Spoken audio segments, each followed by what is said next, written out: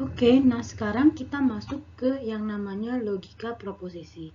Logika proposisi ini saya bagi dua, yaitu sintaksis, aturan tentang ilmu katanya dan ilmu kalimat. Yang kedua adalah aturan tentang makna kata dan makna kalimat. Maksudnya seperti apa? Sebelum itu, kita harus ketahui logika proposisi ini, ya dia berfokus pada seperti yang dijelaskan tadi, dia berfokus pada proposisi atau pernyataan dan hubungan di antara keduanya. Nah, apa sih proposisi? Kita juga sudah belajar di pengantar dasar matematika bahwa proposisi adalah pernyataan yang punya nilai kebenaran. Dia bisa bernilai salah atau bernilai benar. Di sini saya tidak akan banyak membahas tentang contoh-contoh pernyataan, yang mana bukan, yang mana proposisi atau bukan, karena sudah kita pelajari di pengantar dasar matematika. Saya lebih ke sekilas ilmunya saja ya. Oke. Nah, kita mulai dari sintaksis dulu. Mungkin yang sudah yang sudah belajar dasar-dasar pemrograman, kalian sudah kenal sekali nih dengan kata sintaks pemrograman. Sintaks itu apa sih? Sintaks itu adalah ilmu tentang kalimat. Gitu. Nah, dalam logika proposisi, juga mungkin dalam bahasa Indonesia ya secara umum ya, terdapat dua jenis kalimat, yaitu kalimat sederhana dan kalimat majemuk.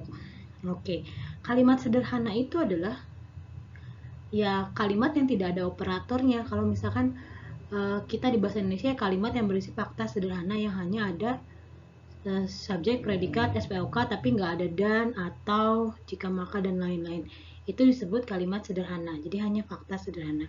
Atau biasanya disebut juga sebagai proposisi konstan. Nah, sedangkan kalimat jemuk adalah dia mengekspresikan hubungan logika antara kalimat yang lebih sederhana. Jadi ada 5 jenis nih kalimat majemuk. Mungkin kita juga sudah tahu di pengantar dasar matematik, saya bahas sekilas saja.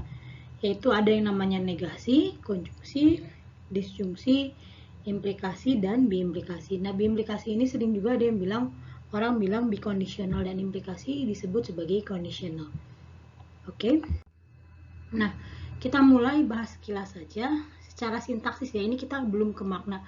Makna itu maksudnya benar atau salahnya ya. Nah, negasi ini dia terdiri dari operator negasi yang bentuknya seperti gelombang seperti ini, tapi ada beberapa buku juga yang menuliskannya seperti ini. Jadi seperti garis, terus garis tegak lurus mungkin ya, seperti siku gitu tapi terbalik. Dan target. Target itu kalimat. Jadi misalkan negasi P, nah negasi itu operatornya, si P ini sebagai targetnya atau sebagai kalimatnya. Jadi contoh, ketika kita ingin menegasikan pernyataan, maka pernyataan dari P misalkan berarti dinyatakan sebagai ini. Yang tanda gelombang atau tilde biasanya P dan atau negasi P ini. Yang kedua adalah konjungsi. Konjungsi itu biasanya maknanya dan ya. Adalah kumpulan pernyataan yang dipisahkan dengan operator dan. Nah, dilambangkan dengan tanda lancip dia ke atas. Nah, kalimat yang membentuknya disebut konjang. Saya belum nemu kata di bahasa Indonesia untuk mengganti kata konjang. Tadinya saya ingin mengganti dengan konjungtor, tapi ternyata konjungtor juga sama dengan konjungsi. Jadi kalimat pembentuknya jadi gini. Kalau ini ada P dan Q, nah si P dan Q ini, P Q-nya kalimatnya disebut konjangs gitu ya. Nah, sebagai contoh ya udah kita menuliskan sebagai P dan Q dengan operator tanda lancip seperti ini. Lalu yang ketiga adalah jenis sintaksis yang ketiga atau jenis kalimat majemuk yang ketiga adalah disjungsi. Nah, apa itu disjungsi? Yaitu sama seperti konjungsi, cuman di sini operatornya adalah atau, yaitu kumpulan pernyataan yang dipisahkan oleh operator V di sini ya. Kebalikannya dari ini. Nah, operator ini ya bentuknya V. Terus maksudnya kalimat yang membentuknya disebut disjang. Saya juga belum menemukan padanan kata yang pas di KBBI tentang disjang ini. Jadi saya tulis saja dalam bahasa Inggris yaitu disjang. Nah, sebagai contoh, nah disjang itu untuk P sama Q-nya ini ya. Nah, contoh kita menulisnya sebagai P, terus operator disjungsinya lalu Q. Nah, ini kita belum ke maknanya ya, masih dalam ilmu kalimat. Oke, lalu selanjutnya adalah implikasi. Nah, implikasi ini terdiri dari sepasang kalimat, sepasang ya, harus sepasang yang dipisahkan oleh operator ini. Atau jika maka, kalau misalkan if, then gitu ya, conditional. Nah, operatornya seperti tanda panah dari kiri ke kanan.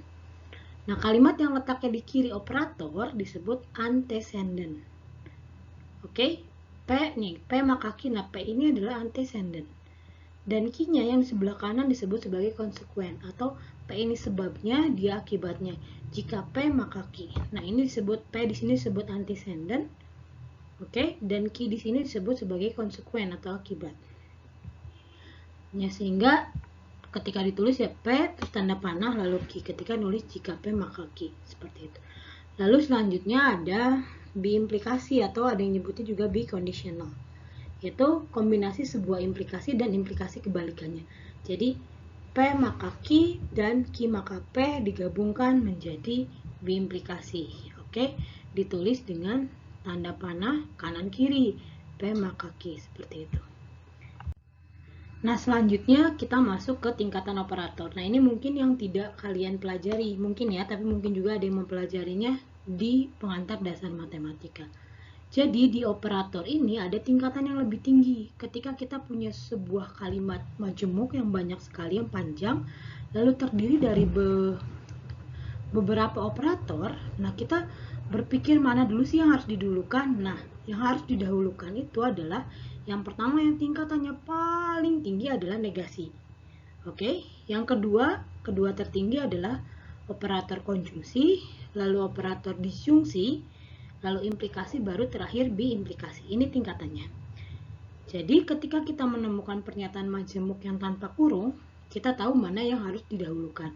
Ini contohnya, saya punya contoh seperti ini.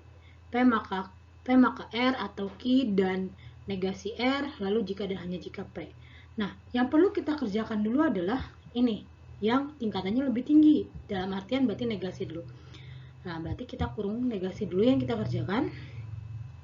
Lalu selanjutnya adalah konjungsi. Nah, berarti ini konjungsi ya, Q dan negasi R. Oke, selanjutnya adalah disjungsi, berarti ini.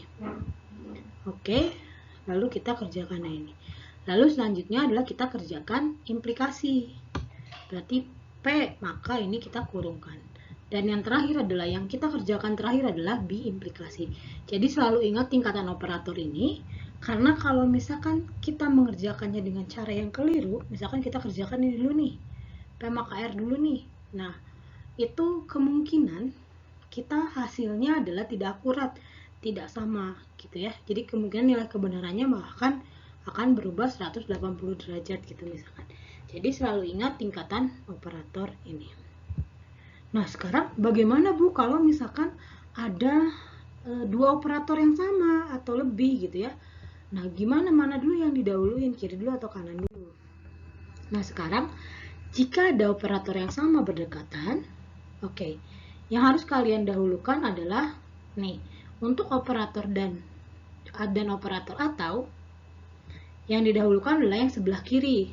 Sebenarnya operator dan atau sifatnya boleh kiri dan kanan sebenarnya, karena dia adalah paralel. Maksudnya hubungannya adalah sama. Tapi untuk lebih amannya kita dahulukan yang sebelah kiri aja dulu ya. Nah, sedangkan untuk operator implikasi atau operator biimplikasi, yang didahulukan adalah sebelah kanan dulu, jangan salah. Jadi kalau kita punya P dan Q dan R, berarti kita dalam kurungkan P dan Q dulu, lalu di luarnya baru dan R, gitu ya. Kalau P atau Q atau R, berarti P atau Q dulu, baru atau R. Nah, sebaliknya untuk implikasi dan biimplikasi kita dahulukan yang sebelah kanan. Oke, berarti kalau punya P maka Q maka R, berarti QR-nya itu sebagai konsekuen dari operator P di sini ya, P sebagai antecedent, lalu konsekuennya adalah Q dan R. Q maka R. Jadi ini dulu yang dahulukan, baru ini. Juga untuk biimplikasi sama, yang didahulukan adalah yang sebelah kanan dulu ya. Oke. Nah, selalu ingat tingkatan operator ini.